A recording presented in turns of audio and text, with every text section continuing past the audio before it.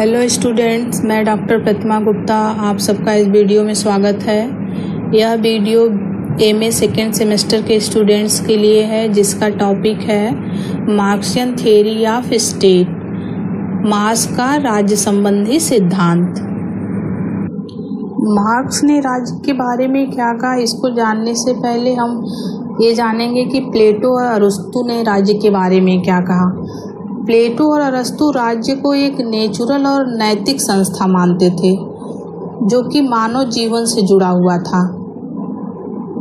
उनका कहना था कि राज्य जो है समाज के भलाई के लिए है। राज्य ही उन समस्त परिस्थितियों को उपलब्ध कराता है जिसमें नागरिक अपने व्यक्तित्व का विकास करते हैं, जबकि मार्क्स इसके विपरीत राज्य का आधार भौतिक मानता है। मार्क्स राज्य की व्याख्या वर्ग संघर्ष के सिद्धांत के आधार पर करता है। उसका मत है कि राज्य सबके हित को अपना उद्देश्य समझने वाला समुदाय न कभी रहा है और न कभी वो हो सकता है। यह सदैव ऐसा संगठन रहा है और सदा रहेगा जिसके द्वारा संपन्न आर्थिक वर्ग दूसरे आर्थिक वर्गों के ऊपर शासन और उनका शोषण कर सके। मार्क्स का शिष्य एंजल्स कहता है कि राज्य एक वर्ग द्वारा दूसरे वर्ग के दमन के लिए यंत्र मात्र है। According to Marxist thinking, when the communist system existed in the society in the primitive era, the state was also absent due to the absence of classes in it. But due to the further development of productive forces to meet the increased needs due to population growth, this primitive communist system broke down. Personal property emerged, and with it came the creation of classes. Two classes, slaves and slave masters, were formed based on conflicting interests in society. The need for a means of repression and of exploitation was felt to protect the personal property of slave owners of such class society and to maintain control over their slaves. This need gave birth to the state. Therefore, the state is the product of class society, or origin of class society. It emerged with the rise of the classes, and with the disappearance of the classes, it will disappear, it will slowly wither away. मार्क्सवादी चिंतन के अनुसार जब आदिम युग में समाज में साम्यवादी व्यवस्था विद्यमान थी, तो उसमें वर्गों की अनुपस्थिति के कारण राज्य भी अनुपस्थित था। लेकिन जनसंख्या वृद्धि के कारण बढ़ी हुई आवश्यकताओं की पूर्ति हेतु उत्पादक शक्तियों का और अधिक विकास होने के फलस्वरूप यह आदिम साम्यवादी व्यवस्था टूट गई। वैयक्तिक संपत्ति की उत्पत्ति हुई और उसके साथ ही वर्गों की भी उत्पत्ति हुई। समाज में परस्पर विरोधी हितों पर आधारित दो वर्गों का जन्म हुआ, दास और दास स्वामी का। ऐसे वर्ग समाज के दास स्वामियों की वैयक्तिक संपत्ति की सुरक्षा तथा उनका दासों पर नियंत्रण बनाए रखने के लिए दमन और शोषण के एक साधन की आवश्यकता अनुभव हुई। इस आवश्यकता ने राज्य को जन्म दिया। अतः राज्य वर्ग समाज की उपज है। उसका उदय वर्गों के उदय के साथ हुआ और वर्गों के मिटने के साथ ही उसका लोप भी हो जाएगा, यानी वह धीरे धीरे खत्म हो जाएगा। मार्क्स के राज्य संबंधी सिद्धांत को हम निम्न आधारों पे समझ सकते हैं। उसमें पहला जो उसका आधार है राज्य से संबंधित, वह है state and government are instrument of exploitation. राज्य और शासन शोषण के यंत्र। अरस्तु ने कहा था कि राज्य का उद्देश्य मनुष्य के जीवन को उत्तम बनाना है तथा उसको पूर्ण रूप से विकसित करना है, और राज्य की सत्ता इसलिए है कि उसमें प्रत्येक व्यक्ति स्वतंत्रतापूर्वक अपना पूर्ण विकास कर सके। यह सभी के सहयोग से सामान्य हित के कार्य करने वाला समुदाय है। परंतु मार्क्स इसके विपरीत यह मानता है कि राज्य शासक वर्ग के हितों को सुरक्षित रखने के लिए तथा अन्य वर्गों का शोषण करने का यंत्र है। वर्तमान पूंजीवादी व्यवस्था में राज्य पूंजीपतियों का संगठन है। इसका उद्देश्य जो है वह है मजदूर वर्ग का, लेबर क्लास के लोगों का शोषण करना। कम्युनिस्ट मैनिफेस्टो में मार्क्स ने कहा है कि राज्य पूंजीपतियों की कार्यकारिणी समिति है, executive committee of the bourgeois. Marx के ही शब्दों में राज्य केवल एक ऐसा यंत्र है जिसकी सहायता से एक वर्ग दूसरे वर्ग का शोषण करता है। और एंजल्स ने भी कहा है कि राज्य अपने सभी रूपों में शासन वर्ग की संस्था रही है और प्रत्येक अवस्था में इसने शोषित वर्ग को दबाए रखने का ही कार्य किया है। Marx believe that the state is a tool to protect the interest of the ruling class and exploit other classes. In the present capitalist system the state is the organisation of capitalist. Its purpose is to exploit the working class. The Communist Manifesto states that the state is the executive committee of the capitalist. In Marx's words, the state is simply a device with the help of which one class exploits another. Engels also states that the state has been the institution of the ruling class in all its forms, and in every case it has done the job of suppressing the exploited class. दूसरा आधार है dictatorship of proletariat class, सर्वहारा वर्ग का अधिनायकवाद। Marks और angels का ऐसा मानना था कि वर्ग संघर्ष में पूंजीवाद का नाश हो जाएगा और सर्वहारा वर्ग का अधिनायकवाद स्थापित हो जाएगा। वास्तव में यह एक ट्रांसमिशनल पीरियड होता है जिसमें मजदूरों से योग्यता अनुसार काम और काम के अनुसार उनको वेतन दिया जाता है। उत्पादन के साधनों पे व्यक्ति का अधिकार न होकर के राज्य का अधिकार होता है। परिवार, संपत्ति एवं धर्म का जो है लोप प्रारंभ हो जाता है।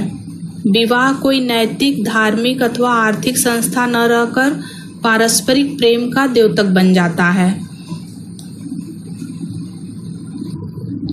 Marx and Engels believed that capitalism would be destroyed in class struggle and totalitarianism of the proletariat would be established. In fact, it is a transitional period in which laborers are paid according to qualification and work. The means of production are not the right of the individual, but the right of the state. The omission of family, property and religion begins. Marriage becomes a symbol of mutual love rather than a moral, religious or economic institution. Next है establishment of stateless and classless society. राज्य विहीन एवं वर्ग विहीन समाज की स्थापना। साम्यवादी समाज की चरम परिणति राज्य विहीन और वर्ग विहीन समाज है। मार्क्स यह मानता है कि सर्वहारा वर्ग का अधिनायकवाद तभी तक रहेगा जब तक कि पूंजीपतियों के दिमाग से यह बात नहीं निकल जाती कि वे कभी जमीनों के मालिक थे या मिलों के मालिक थे या फैक्ट्रियों के मालिक थे, क्योंकि यह हो सकता है कि वे समाजवादी क्रांति को पलटकर पुनः पुरानी स्थिति लाने के लिए प्रयास करें। लेकिन जब सब मनुष्य अपने आप को एक समान श्रमिक वर्ग का मान लेंगे तो समाज से वर्ग विभेद मिट जाएगा और वर्ग विभेद मिट जाने पर राज्य लुप्त हो जाएगा, क्योंकि राज्य एक वर्ग को सहायता देने के लिए और दूसरे वर्ग को दबाने के लिए होता है। ऐसा मार्क्स का मानना है। वर्ग भेद न रहने पर राज्य की आवश्यकता ही नहीं रहेगी और राज्य विहीन समाज की स्थापना हो जाएगी। इस अवस्था में प्रत्येक व्यक्ति से उतना ही काम लिया जाएगा जितना उसकी योग्यता है। और उतना उसे दिया जाएगा जितनी उसकी आवश्यकताएं हैं। मार्क्स का यह विचार है कि राज्य विहीन और वर्ग विहीन समाज की स्थापना के बाद से ही वास्तविक साम्यवादी समाज का आरंभ होगा। The culmination of communist society is a stateless and classless society. Marx believed that the dictatorship of the proletariat will remain until the mind of the capitalist comes out that they were once the owners of land, mill, or factories. When all human beings consider themselves to be of equal working class, then class discrimination will be erased from the society and the state will wither away. If class discrimination disappears because the state is meant to support one class and suppress another class, the absence of class distinctions will not require the state and a stateless society will be established. In this stage, each person will be taken as much work as he has and will be given as much as he needs. Marx's view is that since the establishment of a stateless and classless society, a real communist society will start. Marks ने राज्य से संबंधित जो सिद्धांत दिए हैं उसकी कुछ आलोचनाएं भी की गई हैं। उसमें पहला है, the state is a moral organisation and not a class organisation. राज्य एक नैतिक संगठन है, न कि वर्गीय संगठन। मार्क्स ने राज्य को एक वर्गीय संगठन घोषित करते हुए उसके दमनकारी रूप पर अत्यधिक जोर दिया है, लेकिन आलोचकों का कहना है कि इसने जो विचार दिया है राज्य के संबंध में वो एक पक्षीय है, क्योंकि राज्य के द्वारा दमनकारी कार्यों को करने के साथ साथ बहुत से लोक कल्याणकारी कार्य भी किए जाते हैं, नैतिक कार्य भी किए जाते हैं। फलतः धीरे धीरे उसका स्वरूप दमनकारी कम और लोक कल्याणकारी अधिक हो गया है।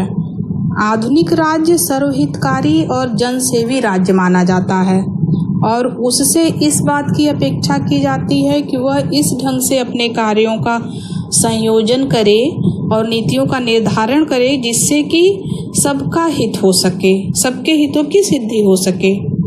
अतः आधुनिक समय में राज्य द्वारा बहुत से ऐसे कार्य किए जाते हैं जो सिर्फ किसी वर्ग विशेष के हित में नहीं होते, बल्कि सर्वसाधारण के हितों के अनुकूल होते हैं। Next is, the present state is the friend of proletariat and not the enemy.